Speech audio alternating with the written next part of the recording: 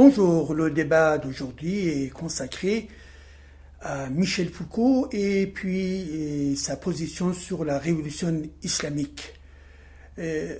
Nous savons que Michel Foucault, c'est un grand penseur, c'est un grand philosophe qui a joué un grand rôle dans l'élaboration d'un certain nombre d'idées, d'un certain nombre de concepts, et que des ouvrages tels que Les mots et les choses, ainsi que l'archéologie du savoir, sont considérés comme des ouvrages indispensables au débat intellectuel et philosophique en Iran et en France et ailleurs. Mais toujours, la question effectivement de la position sur la révolution iranienne, ça a été un grand débat.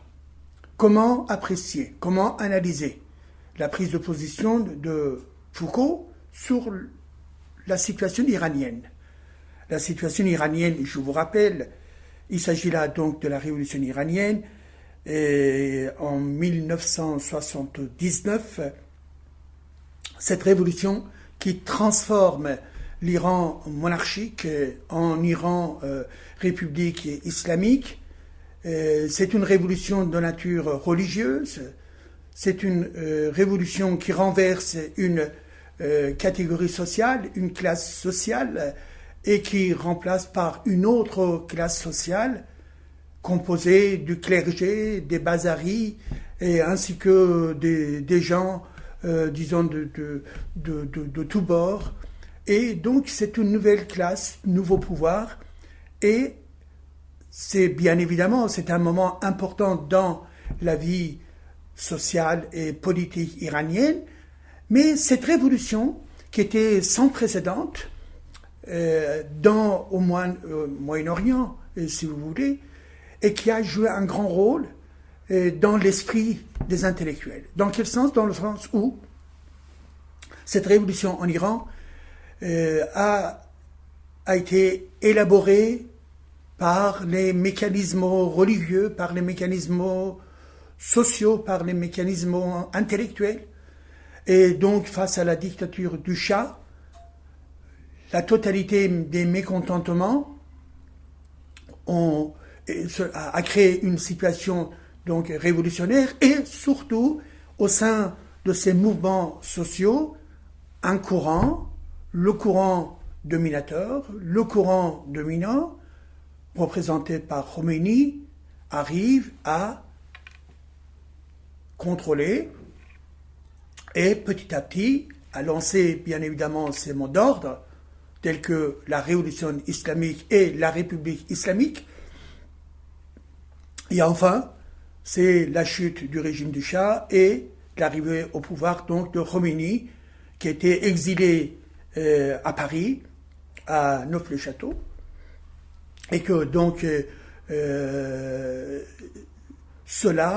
ce moment historique, ce moment rare dans l'histoire iranienne, mais également dans l'histoire du Moyen-Orient, et ça a été un moment très fort dans le sens où effectivement cela a provoqué beaucoup de débats. Beaucoup de débats, certes, aujourd'hui nous avons un regard critique par rapport à cette révolution. Les intellectuels iraniens cherchent à savoir, à analyser pourquoi une telle révolution. Une révolution et surtout une république islamique qui est dans la négation des droits de l'homme, dans la négation des droits de la femme, et en même temps, même si ça s'appelle la République, et en fait dès le départ, c'était pas une république, c'est parce que le chef religieux, Khomeini, et ensuite Khomeini, allait contrôler tout dans un mécanisme despotique, religieux et individuel.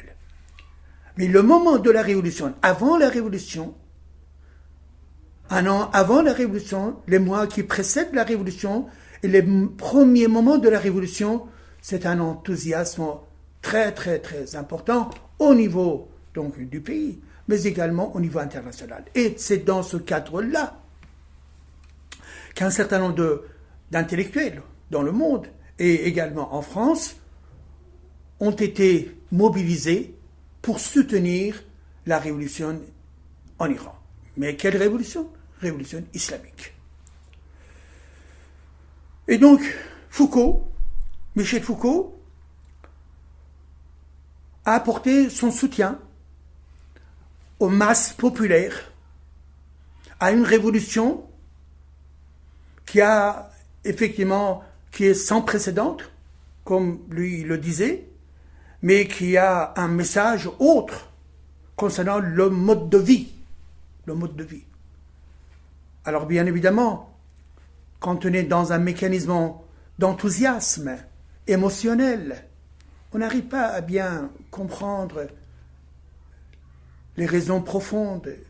On ne peut pas fournir une explication rationnelle, détaillée, sérieuse, etc. Dans un moment révolutionnaire, eh bien, c'est l'enthousiasme, c'est l'agitation qui domine. Et Foucault, qui est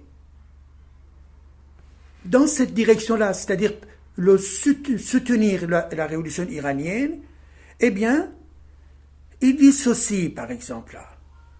Il dit ceci.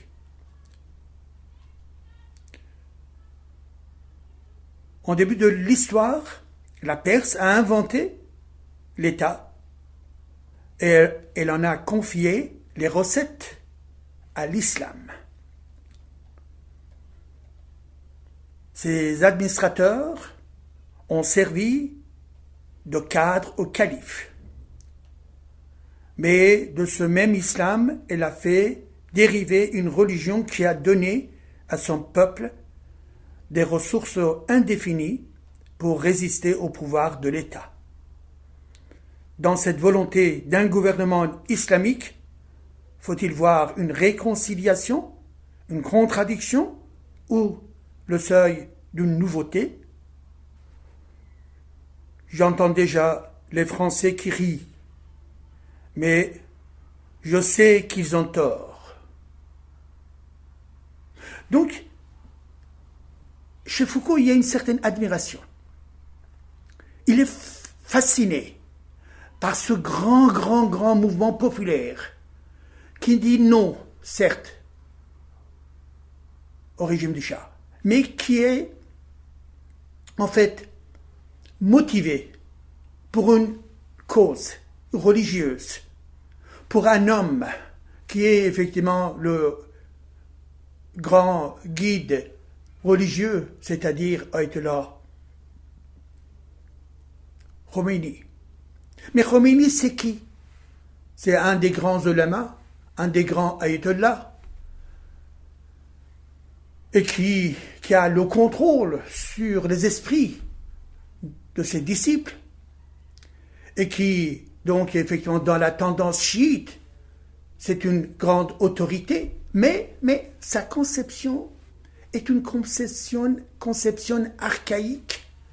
C'est une conception qui est orientée vers le gouvernement du prophète.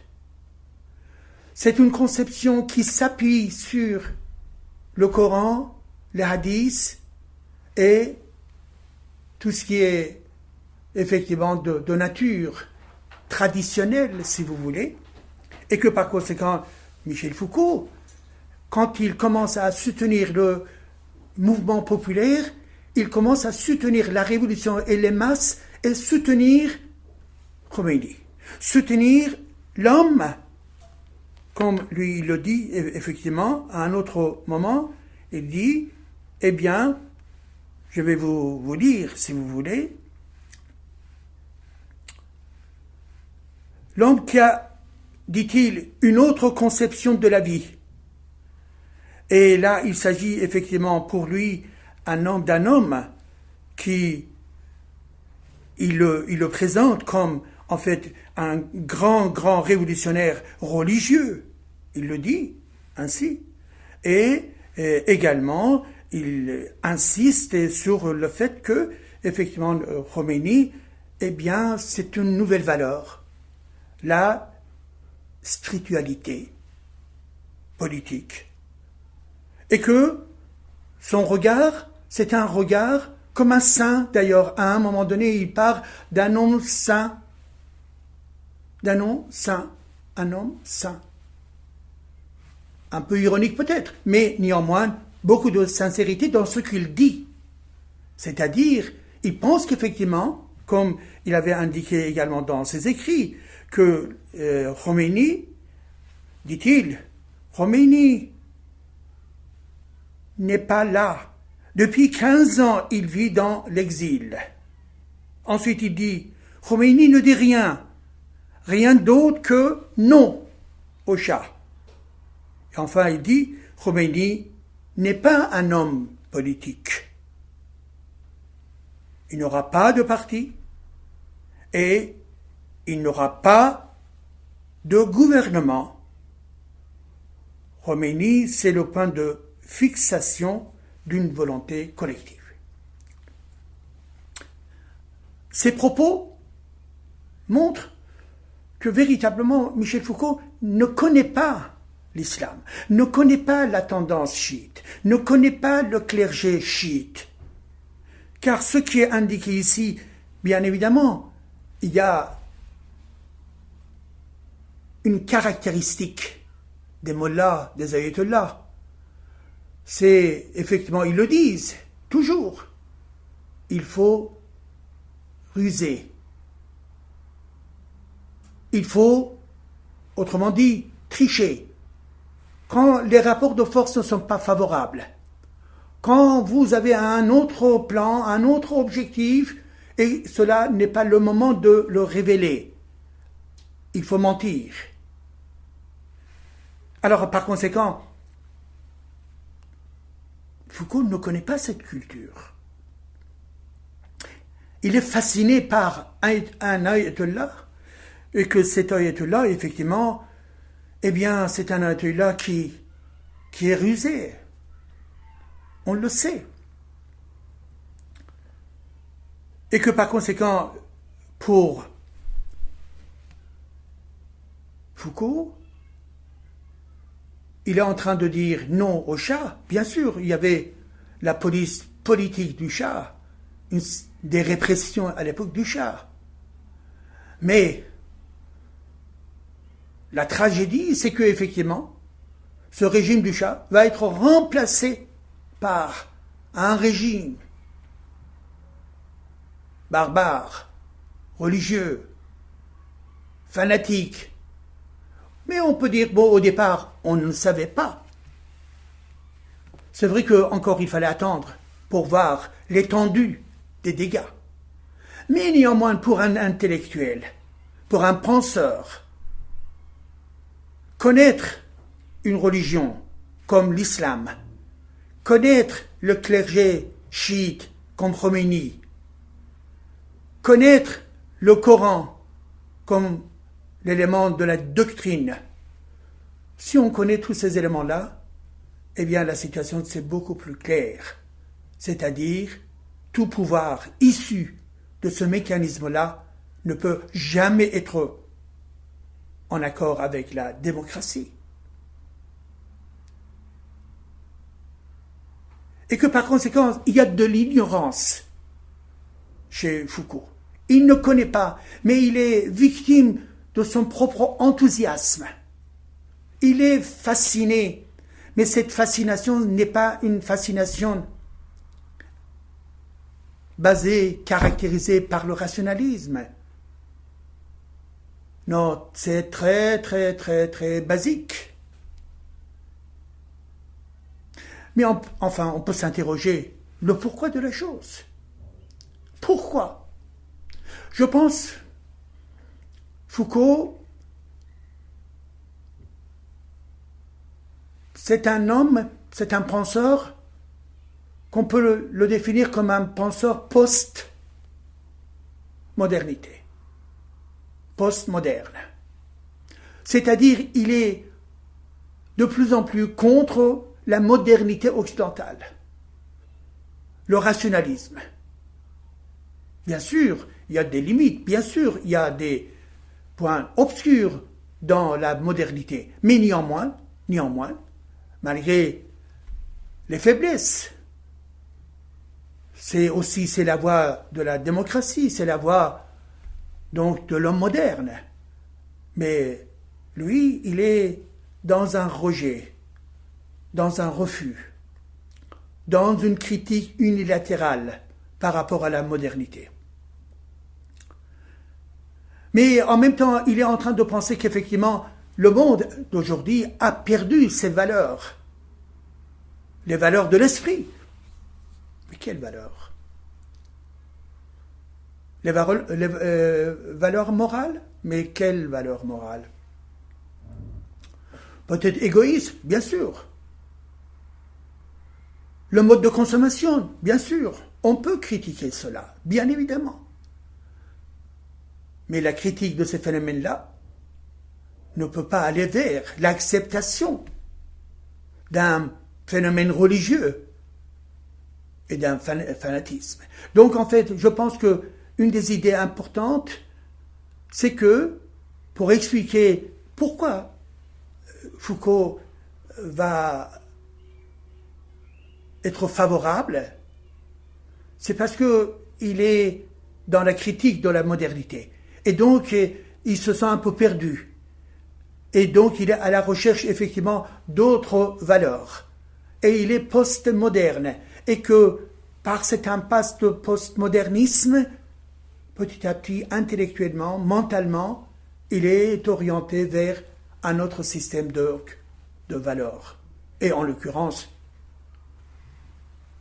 la religion. Sans être dans la religion. C'est un mécanisme, disons, peut-être marqué par un certain fantasme. Ensuite,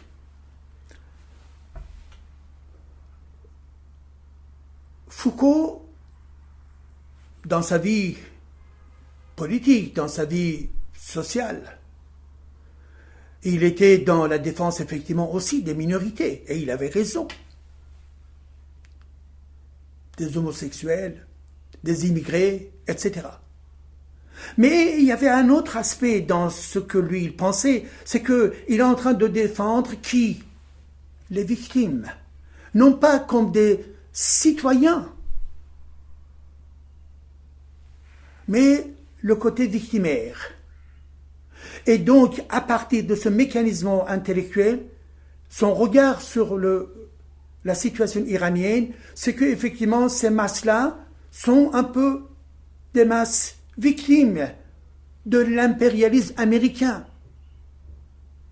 Et que par conséquent, il y a un mécanisme, un rapprochement intellectuel entre ce qui se passe en Iran comme phénomène et puis son mode de fonctionnement intellectuel sur le plan politique et social. Donc son anti-impérialisme le conduit à nouveau vers l'acceptation du phénomène religieux iranien. Encore une autre idée. Il me semble également, il est impacté, influencé par qui? Par Henri Corbin. Henri Corbin, qui a fait un certain nombre de recherches et donc d'enquêtes sur l'islam et surtout sur la tendance chiite et son ouvrage sur l'islam iranien. Eh bien, Henri Corbin également, il est très fasciné par l'islam. Et il pense que cet islam-là n'est pas intéressé par le pouvoir. Mais il se trompe. Henri Corbin, il fait une certaine apologie donc de l'islam et surtout de la tendance chiite. Il n'a pas compris, ou mal compris, ou à son tour il a été victime également d'une mauvaise interprétation. Alors donc, Foucault, il est aussi influencé par cette pensée donc de Henri Corbin, qui est pour un islam chiite, qui voit un certain mysticisme, un certain mécanisme soufi, etc., etc. Et que par conséquent, l'idée que Foucault a, eh bien c'est le moment où il y a la vérité. Quelle vérité? La vérité, effectivement, d'une nation, d'une masse unie contre un seul dictateur. Mais il ne s'interroge pas sur ce phénomène masse, sur ce phénomène, la religion islam comme une idéologie, comme un mécanisme d'aliénation pour les gens. Il n'a pas ce regard critique. Il ne comprend pas. Bien évidemment, son environnement n'est pas favorable.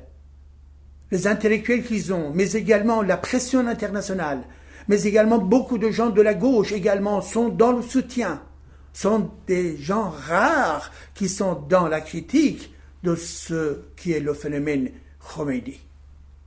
Mais quand même, malgré cela, qu'est-ce qu'on attend d'un grand intellectuel, d'un grand penseur? Eh bien, il me semble qu'effectivement,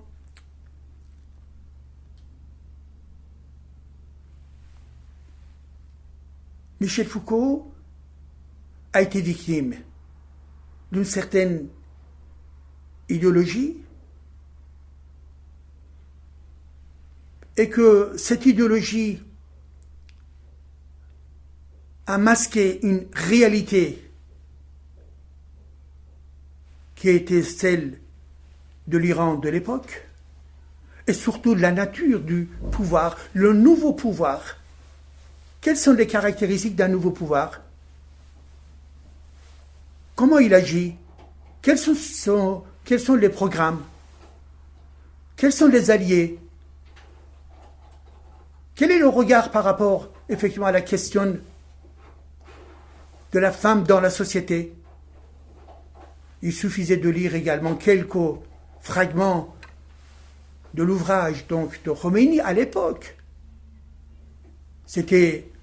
Ça existait en persan, mais on pouvait demander de les traduire pour découvrir qu'effectivement, Khomeini, qui était devant les médias occidentaux pour présenter autrement, avec une certaine tricherie pour tromper l'Occident, eh bien, avait véritablement un autre type de référence. Et sa référence était une référence avant tout religieuse, théocratique et chiite. Et donc, malheureusement, Michel Foucault n'a pas compris cela. Et il a voyagé en Iran, il a vu de près également, mais le voyage court et en même temps surtout un voyage sans réflexion, dans un mécanisme où l'Iran entier est travaillé par l'enthousiasme, un enthousiasme qui ne pense pas, un enthousiasme qui est devenu un mécanisme qui joue sur la sensibilité des gens et non pas sur la réflexion des individus. La société iranienne était véritablement dans sa pensée arrêtée. C'était l'enthousiasme religieux et ce que Foucault représente également, il vient d'ailleurs de la France, mais en fait, il est aussi victime de cet enthousiasme, son propre enthousiasme, mais également ces mécanismes idéologiques qu'il avait. Et donc, on a entendu le soutien par rapport à la révolution iranienne, mais qui était une révolution tragique, et que le dictateur qui est arrivé au pouvoir, c'était parmi les dictateurs les plus sanguinaires du XXe siècle. Et que, bon, maintenant, au moment où il va décéder, enfin, il va mourir quelques années plus tard, si vous voulez. Moi, personnellement, je n'ai pas entendu son autocritique. Oui, j'ai entendu son soutien, et d'ailleurs, une fois, je l'ai rencontré au Collège de France. C'était le début des années 80. Je lui ai dit, vous vous êtes trompé. Il m'a regardé, il a dit, peut-être, mais parfois on ne sait pas pourquoi. Alors, est-ce qu'il était capable de comprendre le pourquoi de cette erreur? Je ne sais pas. Moi, je pense que oui, il était capable. Mais le mal est fait. Et c'est le soutien par rapport à la révolution islamique en Iran. Dommage, il faut que le débat continue, la réflexion et la critique. Et donc, bien évidemment, Foucault n'est pas le seul qui s'est trompé. Beaucoup de gens se sont trompés. Et avant tout, y compris également les intellectuels iraniens également. Mais quand même, nous parlons du chapitre de la France. Eh bien, à ce niveau-là, eh bien, on attendait autre chose de la part des grands philosophes. Et maintenant, eh bien, à voir dans d'autres rendez-vous comment ce phénomène-là, c'est-à-dire une certaine fascination par rapport à l'islamisme, on peut le dire comme ça, qui s'est manifesté à l'époque donc de Foucault de cette manière-là, est-ce que ce même mécanisme continue à exister dans notre société ici en France ou pas? Donc, d'autres sujets pour d'autres débats. Merci bien.